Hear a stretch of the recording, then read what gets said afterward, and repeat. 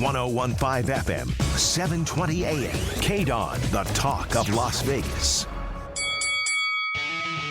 Ladies and gentlemen, welcome to the #1 professional wrestling radio show in Las Vegas. This is the Mark Hoke Show. The Mark Hoke Show.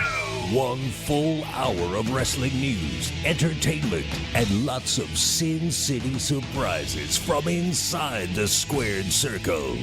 Now, let's bring on the host. Here is Mark Hoke. Hi. Jeez, really? That's how you're going to open it? There you go.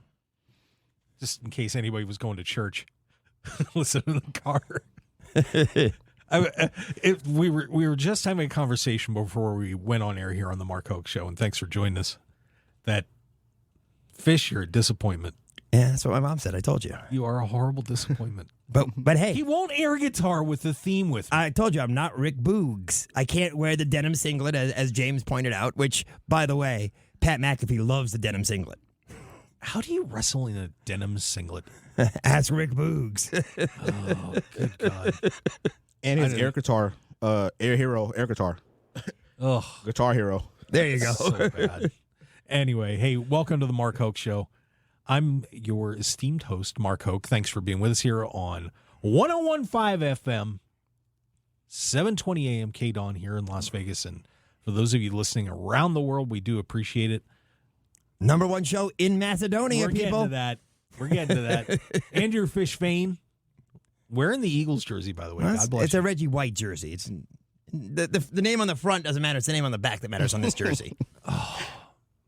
You keep losing points with me. Oh my! You are now at like minus 10,000 hokey points. Oh, good Lord. Unbelievable. Joe DeFalco's on the line from Future Stars of Wrestling here in Las Vegas. Joe, what's up? It's football today. Good morning, Joe. Football? What's that? Gotta love the football.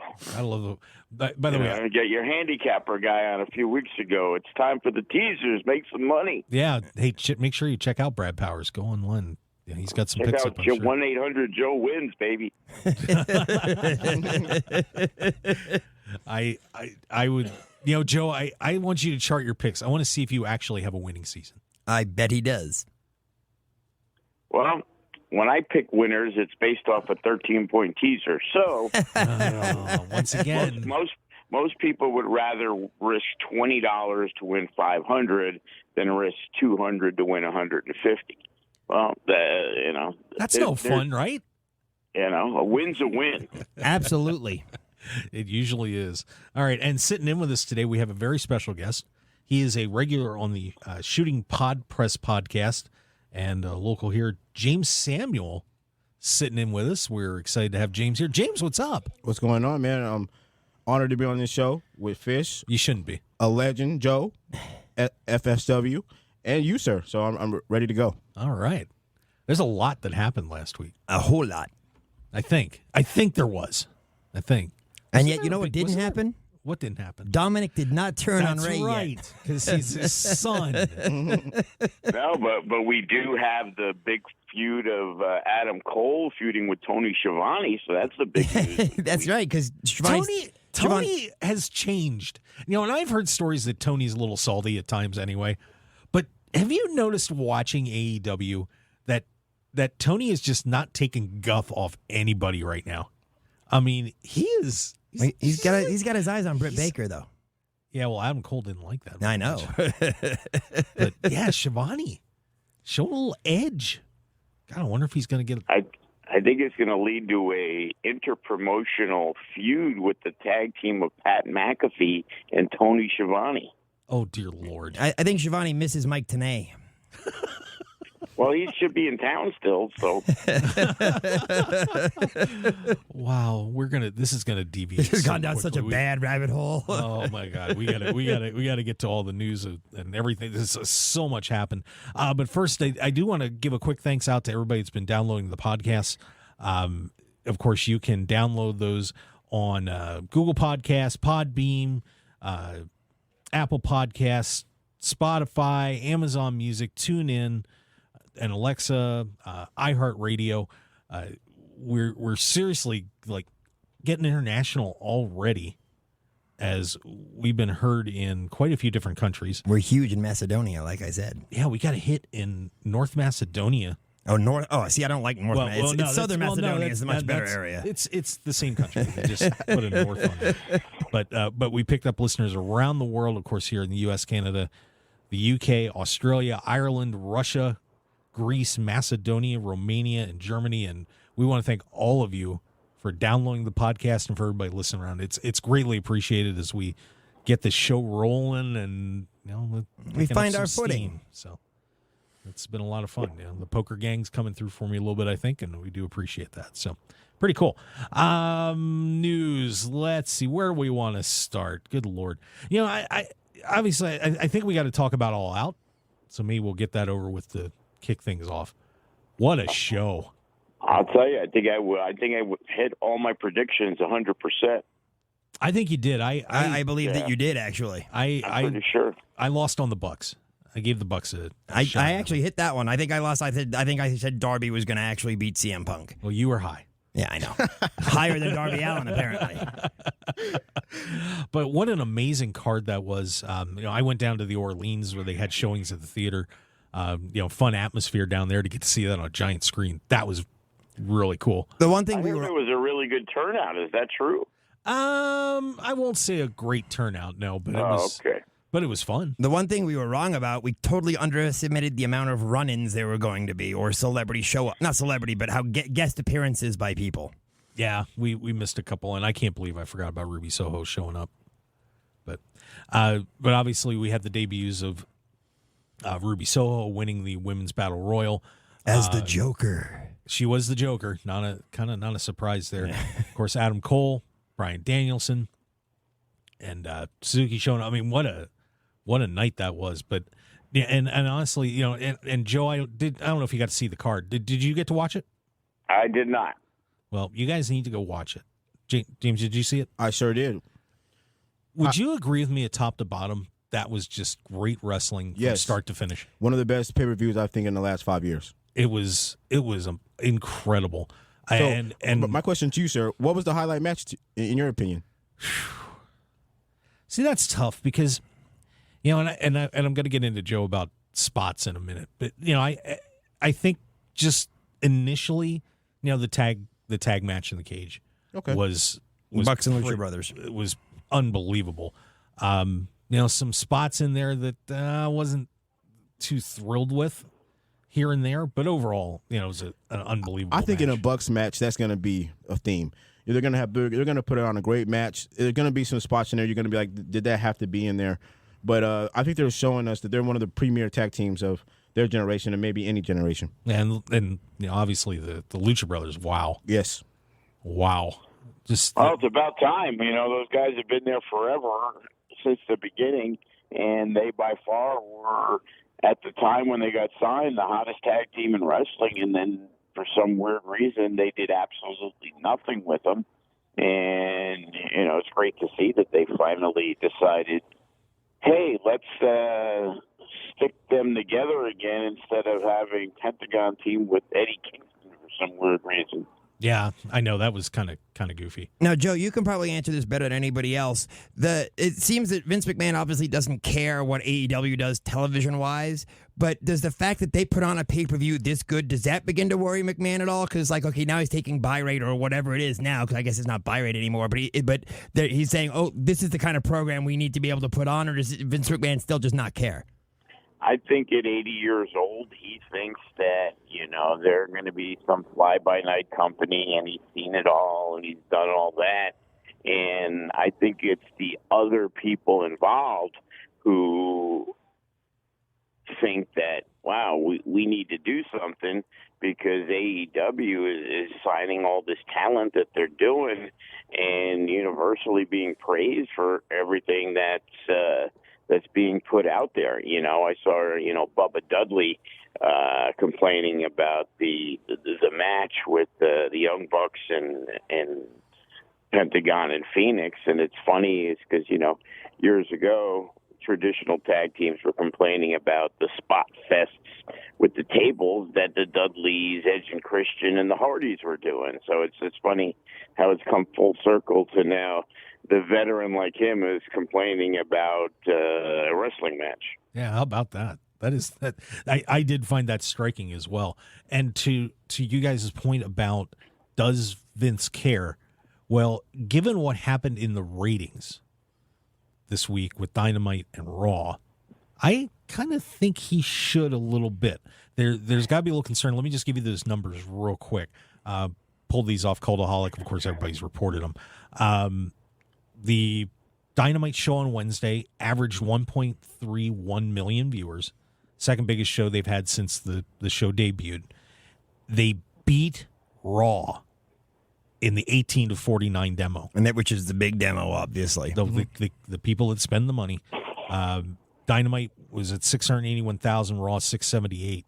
So even though you have a 2-hour show, they beat Raw.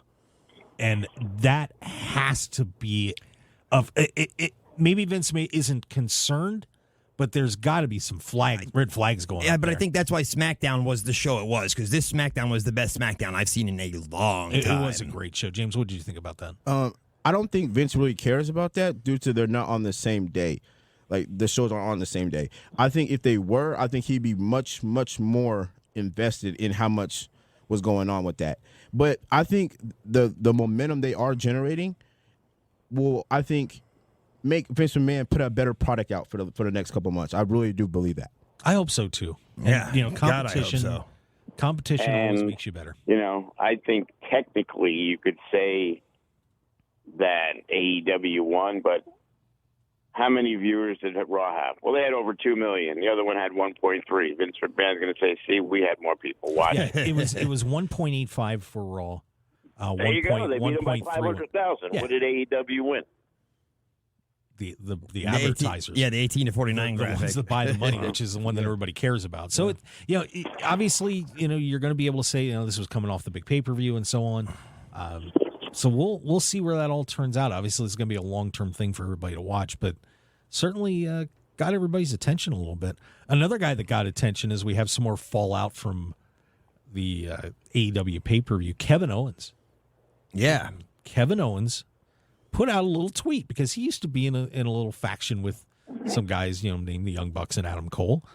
Put out the coordinates of Mount Rushmore, which was what their little stable was. And Kevin Owens had his contract pulled back a little bit by a year.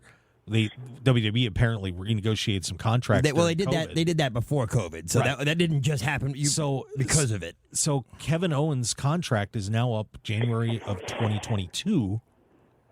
Could Kevin Owens be becoming all elite? James, you're ready to roll. I think the biggest thing I've seen on Twitter, on their link in their bio's location, Kevin Owens said almost there, and then the Young Bucks one said they're already. So I think that already sealed the deal right there.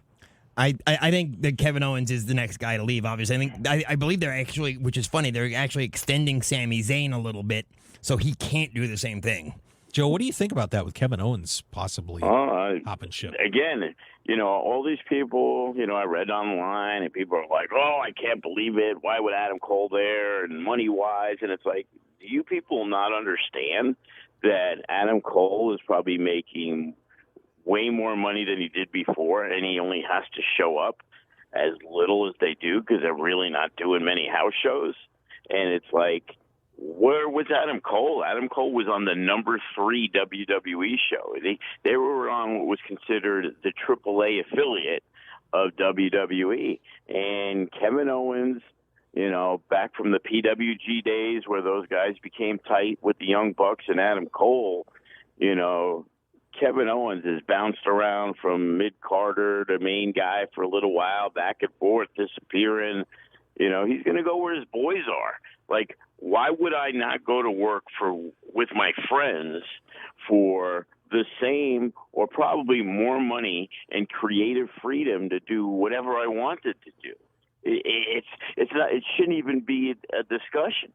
But it's a done deal. Sami Zayn will be there right after them. But at some point, the roster, and we've discussed this already, the roster for AEW is going to get so big that a guy like Adam Page, who has put in his time at AEW, is going to get forgotten. And it's already starting to happen. Brian Cage is already complaining about what's going on. He's now looking to get out of AEW. He's the first one I've heard complaining about AEW.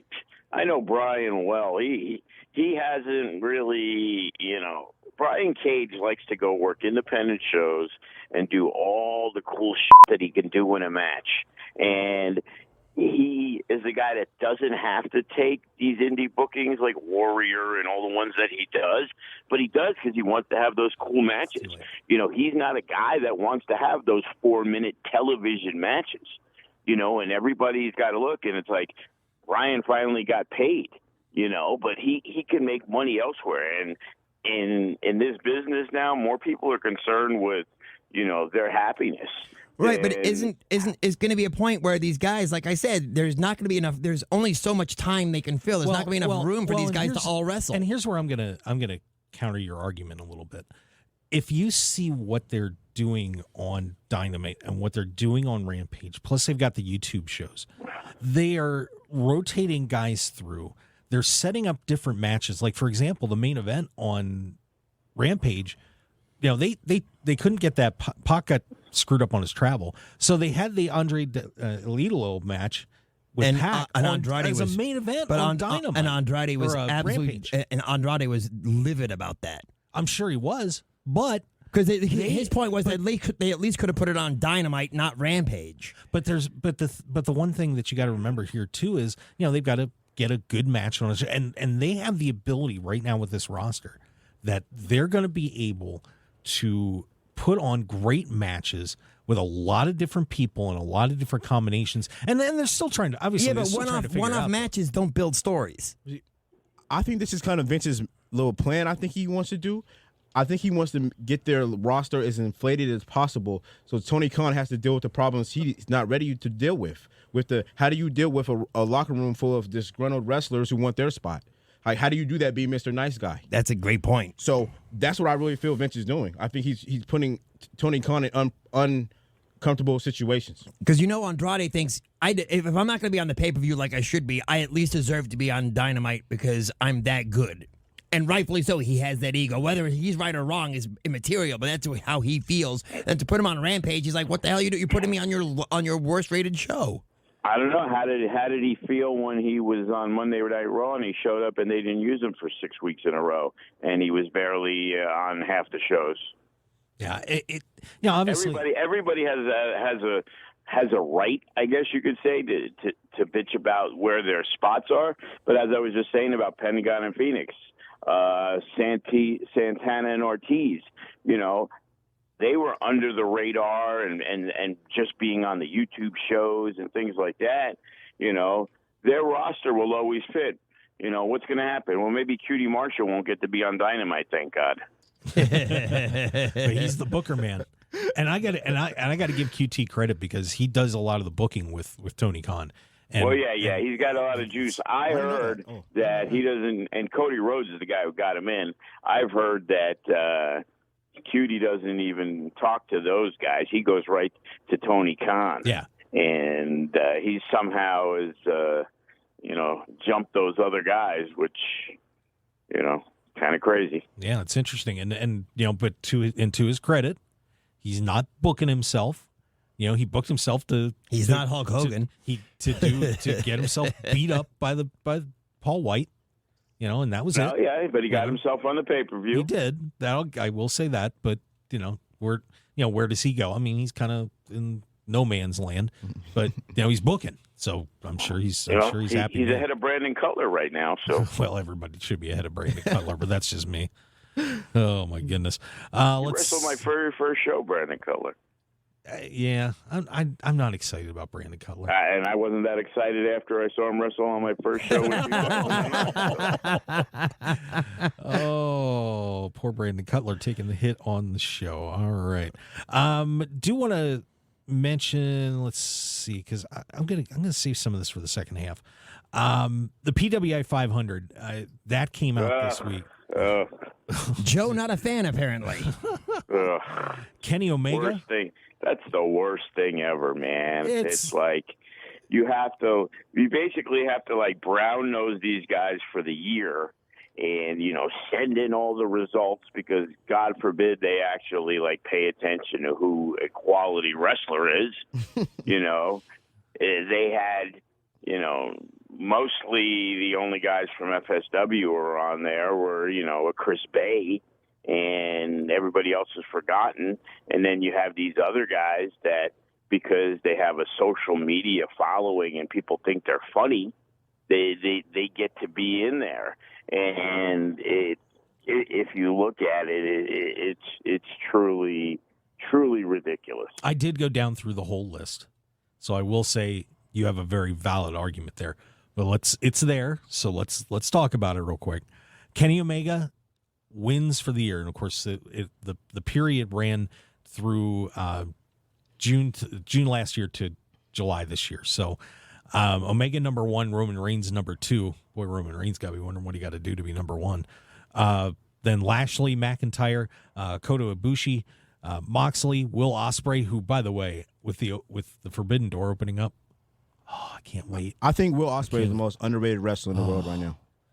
Man, that dude is amazing. He is something. Finn Balor makes it at 8.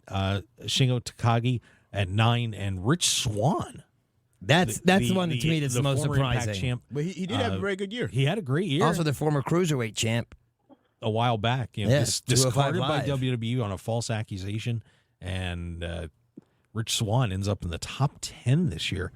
Any debate on that list? Mine is, I don't see how Roman Reigns has one of the best years in all of professional wrestling, like any era you want to say, and he's number 2. And like I was saying earlier, I don't feel like Omega, outside of that tag team match with the Bucks, has had a 5-star match in America.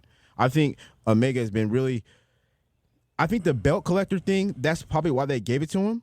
And I think so, too. I think granted, but I think he really has to start proving his stature in the wrestling world to me. I completely agree. I think Roman Reigns by far had a better year. The year that Roman, and the character work that Roman Reigns has done to become what he is right now, he is by far the best character in all of wrestling. I would agree with that.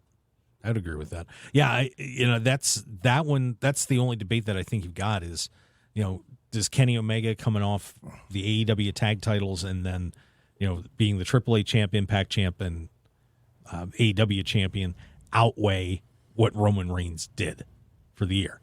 I don't remember Roman Reigns losing a match. Do any of you guys remember Roman Reigns? He has not lost a match. He has not lost a match. So what? So where do you draw that line? I mean, that's because it's all opinion based, and I have no issues with the top 10. To me, Roman Reigns by far should be number 1, but having Lashley and Drew and all those guys in there, in reality, they should have like the PWI top 100, because the 500 is basically just trying to give a little bit of a rub to some of these indie guys that are all kind of in the same boat, but if you're not paying attention to it, it's kind of like, okay, we're going to include Division III teams in the top 25. Oh, that team won 49-0. Oh, okay, we're going to put them in. Nobody ever sees it. Nobody pays any attention to it. It's like there's guys from the West Coast that are on there, and I look at the list, and it's like, wow, who's this guy? Or who's that guy? Yeah, and then I see a guy that I know that is barely wrestled 10 matches this year, and then all of a sudden I look and Kenny King is 380. Yeah. And, like, are you kidding me? And Danny Limelight, who has a great year, is like 400, yet some independent wrestler who, hasn't even won a championship this year is ahead of him. Has Chris Bay made nobody in the world knows who he is. This year? Did Chris Bay make the list this year? Got about 30 seconds, guys. Well, I'll do a search and see if Chris Bay. Yeah, I'm curious if Cepha even made the list. I think he did. Yeah, we'll take a look at that on the break. All right, so we are going to be heading into our commercial break here. We want to thank you for joining us here on the Mark Hoke Show. Can't say my name, but it's a good show. Andrew Fishbane, Joe DeFalco from Future Stars of Wrestling, and James Samuel sitting in today as well. Having a great time here on Sunday on KDWN. 101.5 FM, 720 AM, KDWN.com. Thanks for being with us, guys. We will see you on the other side of the break. Stick around, more to come. Triple H had a heart attack. Yikes! We'll be right back.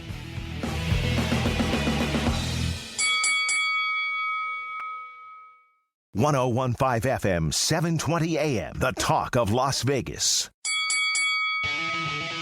This is the Mark Hoke Show. The Mark Hoke Show. Here again, your host, Mark Hoke. I won't yell.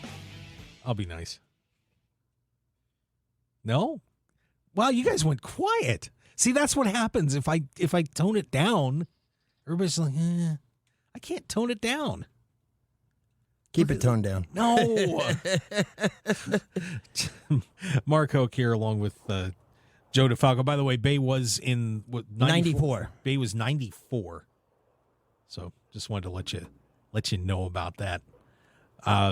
Yeah. So anyway, let's get back to some other news. But boy, we could go off on that PWI 500 for a while. Oh, we could spend days. I really quickly, because I was just talking to these guys about it. I wanted your opinion about this real quick. Tuesday, the new NXT kicks off. Do you think, other than the colors, there's going to be any noticeable changes, Joe?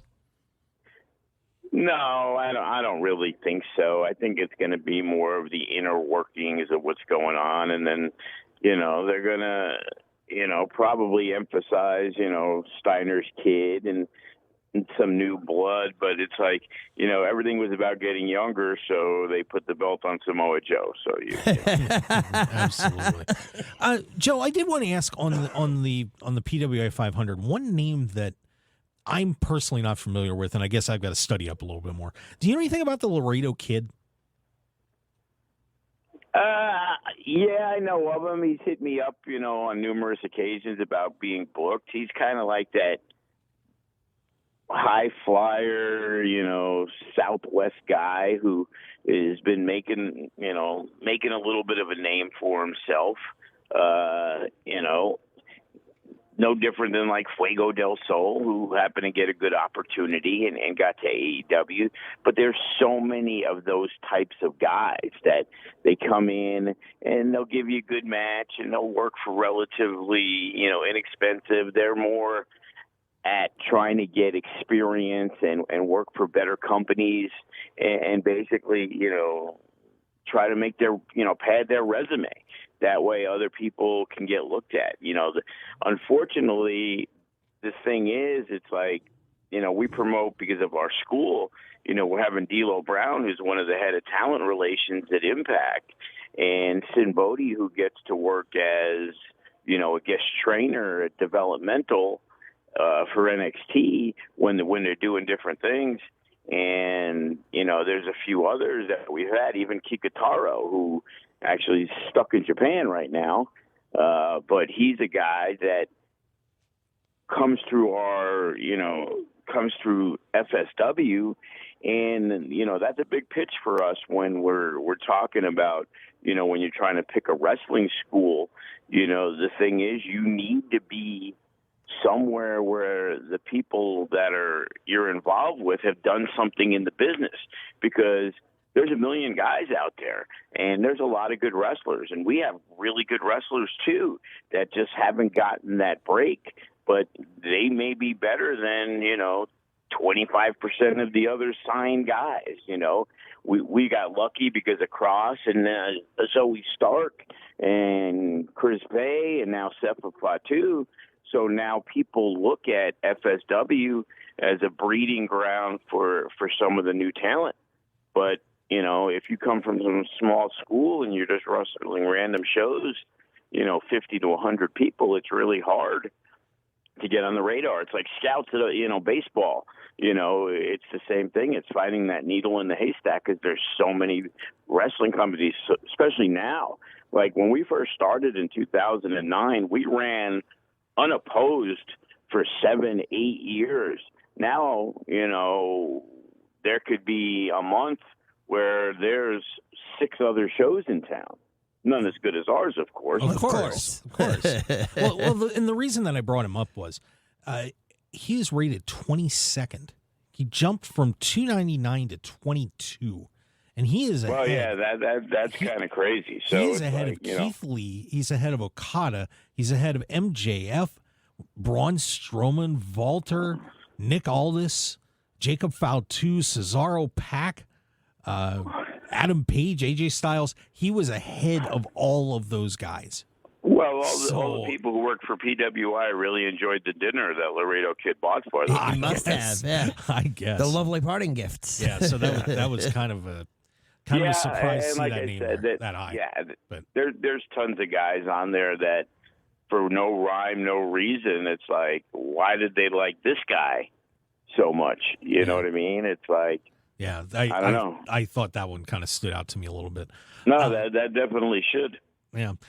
Speaking of standouts, Mick Foley stood out this week. And he's getting heat for it. He's getting a lot of heat for it, apparently. So Mick, specifically mentioning my guy Cross. Yeah, as well he should have, in the tangent that he went off on.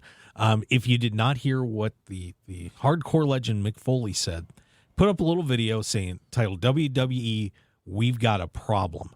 And I won't read the whole thing, but basically he was saying, I don't know if I was a young talent that I would trust WWE to take my career. I see what they've done with the younger guys when they brought them up from NXT and then totally changed them around. Karrion Kross is a complete victim of that right now. And he said, look, you guys did a great job of me, but I don't know if I would go to WWE if I had the choice right now. I think, and boy, did he catch hell for it, apparently. Yeah, I think the only way you can go to WWE right now is if you're someone established. I don't think you can be an up-and-comer and try to get into WWE and be made into a superstar like you used to be able to. I think the landscape is changing. Give you I think you have two options right now if you're a professional wrestler. If you want to be appreciated and you want your boss to say, I like you and hug you and stuff, you go to AEW. If you want to be a international star and fit within that scheme, you go to WWE. So I think right now is how you want to be treated. If you want to be treated nicely, you go to AEW. If you have tough skin and you can handle Vince's, way he goes around stuff, then I think you go to WWE. Joe, what were you going to say there? What I'm going to say is, first off, when people grow up and they want to wrestle, their dream is always going to be the WWE because that's what they grew up on. And a quick Cross story, he quickly got on their radar, and he got to do something on Monday Night Raw with Darren Young, and he got invited to a tryout at the Schwarzenegger thing that they were doing in the Midwest. And, we had talked about that. And it was crazy because when he did sign, there was, we talked about it, how it's like Kevin Cross coming in as Kevin Cross and the Killer Cross, who now Karrion Kross. He came to us, and if you watch his character is exactly what it was when he first started with us. He went to AAA, and because of Disco, who was one of his trainers, and Conan, who Disco, basically every week on the podcast, got to get Cross. Kevin was fortunate enough to never have to change his character. It was exactly the same. And even in NXT, they added Scarlett to the mix, but it was always exactly the same. And I said, I've never seen that ever in anybody. And now he finally gets to the main roster, and now they totally change the character that he has been presented to for, as long as he's been in the business, which is probably, 7-8 years now. Yeah, and I think Mick Foley certainly has a point. And obviously WWE and Vince don't like public criticism, especially from one of their own. But isn't it about time that someone stepped up and said, look, you're making some mistakes here, and you're opening the door. If you look at AEW and WWE right now, WWE should be crushing them. They still should be crushing them. But now, even though you still see the disparity in numbers, and it's certainly not anywhere as near big a company as WWE, the perception that's out there is, wow, these guys are just as good as them, and that should never be happening. If I was running WWE, I would be looking at this and saying, my God, we can't have this. What do we do? The problem is simple, and you just said it. You cannot, because of Vince McMahon and who he is, you cannot criticize the product. And until you can be honest and criticize it, they're not going to change, because Vince is always going to say my way is the right way, even if it's wrong.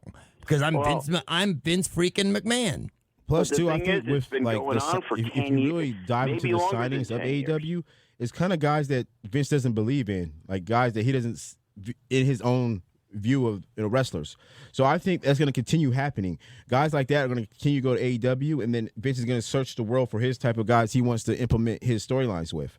So I think that, but the point you made of WWE being scared of, like, they shouldn't be close. I absolutely agree with that. There's no way a upstart company, even though they do have talented wrestlers, should be this close to you. It shouldn't be happening. You're a WWE. You've been on top since the 1980s. I think they need to remind themselves of who they are, kind of like and conquer them. That's what I think WWE should do. Yeah, and I think they've had a good step with the SmackDown show on Friday. The show at Madison Square Garden, great show. Awesome lead off with Reigns and Lesnar. That kind of reminds you of what they can do, of what they can be. And the Rollins Edge match. You just from start to finish, that show was terrific. Where has that been? And one of the things that I loved best about it, something I thought would never happen, they've turned Becky Lynch heel, and they did a phenomenal job of that as well. I have a question for all three of you gentlemen. Oh, do you guys, James Samuel? Do you guys think Vince McMahon's, interrupting the booking process, do you think that is good for the show or bad for the show? Bad for it. Joe, take that. Well, he's been doing this for the past 10 or 15 years. The problem was there was nobody who had any kind of money that could step up. It's been there for the taking, but nobody's had the budget. Nobody's had another TV show to come in. It's like you could talk all you want about WWE, but the bottom line is AEW has built a roster that is comparable. They have living legends on the show. They have, growing pains, absolutely. But Chris Jericho is an icon in wrestling. He may be up there in age. He may not look as great as he once did, but they're also bringing in some of the hot talent. The thing with WWE is they don't want to make anybody a star. Roman's like the last guy.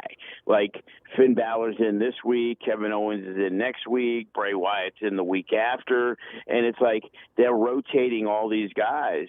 And it's like they brought John Morrison back to play with carry a squirt gun around. Yeah, like so. It's what they want to do. They want to entertain. They have all these contracts with all this huge money, and they gear themselves toward not our age bracket. They're not worried. They're worried about the 10 to 18 market, where all the parents have to buy all the merchandise for the young kids. So they're content with what they're doing. Sure, are the bookers and the creative writers going to try? Because they're the ones who are paying way more attention to AEW. And does Vince pay attention to it? Sure, but he's gonna kayfabe it all and act like AEW is nothing. But deep down, he knows what's going on. He's not senile yet. No, definitely not. One other story I want to make sure that we get to mention before we get to have a little fun here. Triple H had a secret heart procedure last week. Apparently had some sort of cardiac event and ended up going to Yale New Haven Hospital for a heart attack. I'm pretty sure that happened when Vince told him he's going to be help writing him for That's why Vince is taking over NXT. It was a preemptive strike. He knew it was going to happen. Oh, but it was scripted for Triple H to have the heart attack here. Yeah. But we want to wish Triple H all the best. Yes. Love him or hate him, I mean, an incredible. One of the most important figures in wrestling. There was a great story about Ali telling him how great Triple H was, because Ali was talking about his wife was pregnant and as COVID was going on, and Triple H said, dude, go home. Go live with your wife. She's pregnant. She's about to give birth. And he goes, that's the kind of person Triple H is. Yeah. Well, most guys want to get away from the wife, so. well, speaking of having heart attacks, since we definitely didn't get to do it last week, it is now time for our favorite game we love to play on the show. It's the Snapcall. Because we like to make our guests squirm and suffer. Let's put them through the toughest grind in professional wrestling. Get ready, everyone. It's time for the Snapcall. Oh, yeah. James, are you ready? I don't know. So I did not warn him about the snap call purposely. So basically what we do on this is I have a series of questions. I'll give you a few options. Give me your best answer. Okay. And no soliloquies. Okay. I know Joe likes to talk. He's taking the place of my Yeah, poker I host, know. Ruben Bressler. Ruben never snap called it either. So, but let's fire we some love off. Joe. Yeah, we love Joe. But I've got to bust his chops on that one. All right.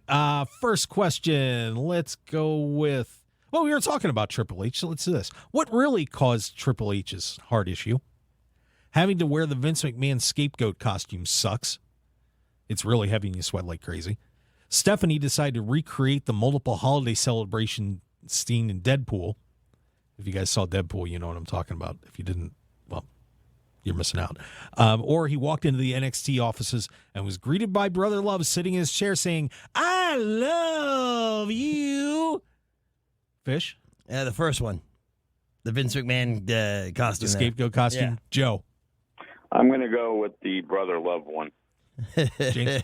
I'm going Brother Love just to get Brother Love on the show. Get little Bruce Pritchard. Nice. Yeah.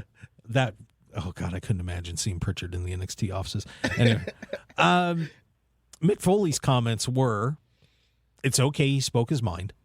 He may have to put himself in a little WWE bind, or Vince should steal his bones to grind. Fish. Kane Dewey. No, I think they were a little bit fine. Joe? Yeah, I think number one. I'm going to go with number one as well. All right, so everybody's cool with it. WWE wasn't, but everybody else was. Let's start. Favorite non-Adam Cole. So favorite Cole that is not Adam Cole. Oh, okay. Favorite non-Adam Cole. Cole Porter, Nat King Cole, actor Cole Sprouse, pitcher Cole Hamels, or Coleslaw. Fish. Going off the board, Cole Beasley, wide receiver, Buffalo Bills. Oh, jeez. I'm going to go with... There's no way he should be on that list of Coles. I'm going to go with coleslaw, and I hate coleslaw, but that's the only Cole I know of what you said. So I'm going to go with that one. You don't know who Nat King Cole is? Yeah. He played like an instrument, but I don't know him. Oh, one of the best singers. He ever. was Joe. also a wrestler in the 1900s. Oh, my God. Joe, save us. Oh, wait a minute. I know Cole Well, Hamels. yeah, I'm going to go with Nat King trash. Cole, because if it wasn't for him, we would have never had Natalie Cole. There you go. There But you I'll go. stick with Cole Beasley. That is such a terrible, terrible choice, and I hate you for that. Let's see. How soon will it be before CM Punk challenges for the AEW title? It happens next week, within 6 months, or there's no hurry. Fish. Right after Bryan Danielson wins it. Oh, there you go. Joe? Yeah, there's no hurry. James? I don't think it's no hurry. I think he's there to have fun. I think he's not really worried about the title right now. All right. I know you love Rick Boogs. Fish. Rick Boogs. I know you love Rick Boogs. Me and Pat McAfee, apparently. What line should Rick Boogs use after he wins a match? Are you ready? Oh, good Lord. Are you ready? Yeah. I'm your Boogsy man. I'm your Boogsy man. Turn me on. That's your first choice. Don't ever sing again like that, please. Do what you want. Boo, boo, boo, Boogs. Or I just picked your Boogs. Fish. I just picked your Boogs. Joe? I like the first one best. There you go. I know you're a disco guy. I want to hear Gio sing it, though. Yeah, Joe, you have to sing that. That costs extra. I don't get paid enough on this show for that. James? I want to hear the feature endeavor. I want WWE to do that to him. But to answer your question, I'm gonna go with number one. There you go. See, You want I Rick actually- Boogs' future endeavored? Yeah. And then you can go to AEW and feud with Immediately. Judy Marshall. Yeah. But he'll still wear the denim singlet. you guys do realize he's a former 24/7 champ, right? No, I don't. You didn't know that? Good Lord. Do you remember when the Old Spice guy won the Yes. 24? That was Rick Boogs. It was not. Was it It really? was Rick Boogs. Like, where did he come from? Rick Boogs. And who made his denim singlet? They need to get fired too. Oh, wardrobe is. But Pat McAfee absolutely loves him. Yeah. He stands on the table whenever he comes out. Well, he's a good guitar player, I guess. Well, there you go. There's your snap call. James, you survived it. Congratulations. Oh, thank you. Did you enjoy it? I enjoyed it very much. Was it good for you? It was great. I have a quick question for all three of you guys, though. Yeah. Who's more likely to win this coming week? Randy Orton beating Bobby Lashley for the title, or Finn Balor beating Roman Reigns at Extreme Rules for the title? Balor. I'm gonna say Randy Orton because it's Raw, so they can have him be a champion and ride around with a scooter with the belt. So I'm gonna go with Randy Orton. Joe? I'm going to say neither. Neither one has a shot. I proposed something. But maybe Orton, if they want to work a story. But I think, I think they should do a match to where all the belts are on the line in a tag. Well, they're doing. I think they're Oh, doing God, they're doing the tag match. I think at Extreme Rules for the belts because MVP and Bobby Lashley won the tag team turmoil. I here's and you asked me this before we came in, and I'll throw out my opinion on what they could possibly do to get away with Finn Balor winning this match. Interference from Brock Lesnar. You bring Brock Lesnar in, he costs Reigns the title. You don't need to have the Universal title on Reigns necessarily for that feud, because it's the two behemoths. I would agree. Go ahead, Joe. I was going to say, who wants to see Lesnar and Balor again? No, I would say I would agree with you, except for the fact that everybody knows Brock Lesnar is only there to win the title. He's not there to have a feud with anybody. He's there to win the title, period. So if it was any other wrestler who had the same background, I would agree, but you can't do that with Brock Lesnar because Brock Lesnar isn't there just to fight. But here's where I'll say this. This is the one storyline where this could get personal with Brock because of Paul Heyman. Because now you have this debate, this battle with Heyman between is he with Reigns, is he with Lesnar? And they go back so far. This is the one spot where you don't need the title to give Lesnar a motivation. And I have to give all props to Paul Heyman for the job he did on SmackDown of going back and forth between Reigns and Lesnar. He was absolutely brilliant, and that's why, to me, he's the best on the mic. And he took a pretty good bump when he fell off Lesnar's shoulders. He did. Yeah. That didn't look like it felt good. No, it did not. Oh man, that would look how I would look taking a bump, except it would be worse. But like I said, the Friday before when his phone rang and it was Brock Lesnar's theme music as the ringtone, I almost fell out of my chair how hilarious that Heyman was. is so good. Yes, he is. If he wouldn't make people mad, God, he'd be great being in charge And of WWE. just when Caleb Braxton tries to interview him, even those bits are funny for Heyman. That's the reason why. It seems like anyone who ever says anything opposing Vince, you never get up, higher than where he wants you to go. So that's why the product stays how it is. Although the greatest Paul Heyman line of all time is what he said to Bradshaw, "You know why you're champion? Because Triple H didn't want to work Tuesdays." So bad. That's so true, though. Yeah. But, by the way, speaking of promos, so we have a little bit of time. I did want to mention the promo that MJF put on. If you're talking about guys on the mic, holy cow, what he did with the Pillmans on AEW. Joe, did you get to see that, by the way? I saw a little bit of it and I heard all of it, and it's, getting a little edgy here and there. It's kind of forgotten in these days, there's a lot of this stuff isn't that personal to where it's like it really seeps in. And, again, why MJF lost to Jericho is beyond me. And that guy should be pushed as their number one heel. And to be honest with you, to me, that's the biggest problem with the WWE is during the PG era, they can't do promos like that. No. And they need to be able to. Because that promo is brilliant. And Jericho, you can see Jericho's influence on MJF from that promo. Because that was one of the, like an old school Jericho type promo. Like the shirt he wore is 3-0. Cena can, that WWE. Jericho wore that shirt in the whole Malenko feud. So they are building him up that way. Oh, I mean, MJF came out to if you didn't see the pay-per-view, MJF's introduction started off with a Chris Jericho countdown. And then he came out with the same countdown music. Pretty much the same thing. Oh, that's beautiful. It was unbelievable. And that's one thing that, and MGF getting into it with the Pillmans, and if you didn't hear it, he brought up Brian Pillman Jr.'s mom and her drug problems. He called her methamphetamine. And just tore into his aunt, his sister who were there. Hey, he actually some bad suggestions. made his sister so upset she went to labor. Yeah, and and I wanted to mention that tweet, by the way, because that was funny. Because what ended up happening, if you didn't hear that story, his Pillman's sister was due to have a baby, and after the promo, she went into contractions. Which is that shoot or kayfabe? That's real. Pillman goes on Twitter and says, "Hey, after this happened, my sister is going in. They're having she's having her baby," and get what MJF did on Twitter. Are you ready for this? I destroyed this inbred family so bad, even the fetus wanted to be as far away from it as possible. Ha ha ha ha ha.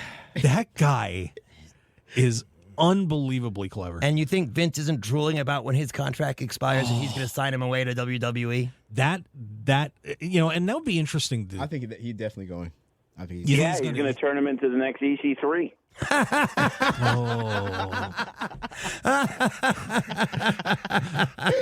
Joe DeFalco, always with a great name. That was brilliant. See, Joe, that was brilliant.